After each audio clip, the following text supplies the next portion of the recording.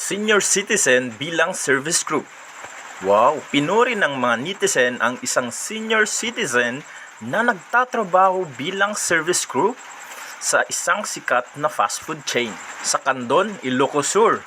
Siya si Tatay Willie, 71 years old. Si Tatay ay nakakuha ng paghanga sa social media matapos i-post ng isang netizen ang kanyang mga larawan sa Facebook.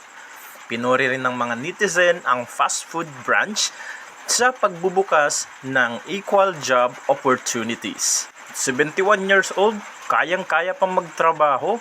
O, sa mga naglilimos dyan, baka naman, ang lalakas nyo pa. Si Tatay ang magiging halimbawa nyo para kumayod ng kumayod ng kumayod.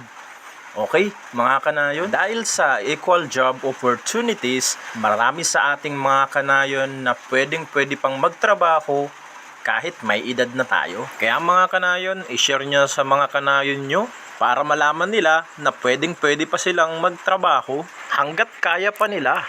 Kaya mga kanayon, kung hinahangaan mo si Tatay, nakatulad ko, don't forget to follow, like, and share. Maraming salamat.